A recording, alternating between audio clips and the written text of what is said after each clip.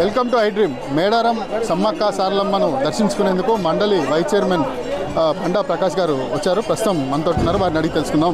ఎట్లా ఉన్నాయి సార్ ఏర్పాట్లు? ఇక్కడ దర్శించుకోవడానికి వచ్చారు, ఎట్లా ఉన్నాయి సార్ ఏర్పాట్లు? బాగానే ఉన్నాయి. ఇంకా జాతర పూర్తి స్థాయిలో మొదటి కాలే కాబట్టి మొన్ననే అధికారులను సెక్టార్ వారీగా విభజించి ఇచ్చినారు. బహుశా ఈ 1-2 డేస్లో అన్ని ఆర్డర్లకు వస్తాయి. ఇప్పటికే చాలా పకడ్బందీ ఏర్పాట్లు అయితే చేసే క్రమం కనబడుతుంది. సరే, సాంప్రదాయబద్ధంగా కూడా చాలా రోజుల నుంచి మనం ఈ కార్యక్రమాలు చేస్తున్నాం కాబట్టి పెద్ద ఇబ్బంది ఉండకపోవచ్చు. మంచి ఏర్పాట్లతో ఈసారి ఎక్కువ మంది భక్తులు కూడా దర్శించుకునే అవకాశం ఉంటుందని ఈ సందర్భంగా తెలియజేస్తుంది. గతంలో ఎట్లా ఉండే ఏర్పాట్లు, ఇప్పుడు ఎట్లా ఉన్నాయి? గతంలో ఏంటంటే మనం 2-3 నెలల ముందు నుంచే రివ్యూస్ పెట్టుకోవడం, జిల్లా అంతా ఇన్వాల్వ్ అయి పనిచేయడం, ఉమ్మడి జిల్లా అంతా కూడా. సరే, ఇప్పుడు ప్రభుత్వం మారిన దీంట్లో కొంత రివ్యూస్ అనేది మొత్తం జిల్లా కాకుండా ఒక ములిగి వరకే వాళ్ళు సమన్వయం చేసుకున్నారు. కొంత అది ఆ సమన్వయం కొంచెం ఇబ్బందికరంగా కనబడుతున్నది. అయినప్పటికీ కూడా మంచిగానే చేస్తారు అధికారులు.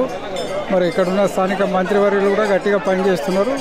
తప్పనిసరిగా మంచి జరుగుతుందని ఆశిద్దాం. అయితే ఈసారి కొత్తగా ఒక కొత్త సాంప్రదాయానికి తెరదీసినారు. మేడారం సమ్మక్క సారలమ్మ జాతరలో ఆన్లైన్ ద్వారా మొక్కులు చెల్లించుకునేటువంటి అది సాంప్రదాయానికి విరుద్ధమని పూజారులు అంటున్నారు. మీరేమంటారు? వాస్తవంగా ఇవన్నీ వేరే దేవాలయాల్లో ఆచారాలు సమ్మక్క సారలమ్మకు వర్తింపజేసే ప్రయత్నాలు ఎండోమెంట్ నుంచి జరుగుతుంటాయి. వాళ్ళు ఎక్కడి స్థానికపరమైన ఆచారాలని అక్కడనే చేయాలి తప్ప దాన్ని చేయకూడదు. వాస్తవంగా ఇప్పటికే ఇక్కడ ఎన్విరాన్మెంట్ కానీ మిగతా అంశాలు కానీ చాలా పొల్యూట్ అయినాయి. మనకు ఇది ఒక టూరిజం ఎండోమెంట్ లాగా దాదాపు జరుగుతున్న నేపథ్యం కూడా ఎండోమెంట్ టూరిజం లాగా అవుతున్నది. అట్లా కాకుండా బేసిక్గా సమ్మక్క సారక్కల సాంప్రదాయాన్ని మాత్రం పూర్తి స్థాయిలో గౌరవించాల్సిన అవసరం అయితే ఉంది. అంటే వెనుకట చాలా వరకు మాత్రం 2 సంవత్సరాల కోసం జరుగుతూ ఉండే, ఎడ్ల బండ్ల మీద ఇట్లా వస్తూ ఉండే, అంటే ఏర్పాట్లు తాత్కాలికంగా ఉండే. రాను రాను పెరిగిపోతూ ఉంది. ఇక్కడ సమ్మక్క సారలమ్మకు ఒక 2 సంవత్సరాలు కాకుండా రెగ్యులర్గా వచ్చిపోతూ ఉన్నారు జనాలు. కానీ తాత్కాలికమైనటువంటి ఏర్పాట్లే చేస్తూ ఉన్నారు, కానీ పూర్తి స్థాయిలో ఏర్పాట్లు ఏ ప్రభుత్వం కూడా చేయట్లేదు.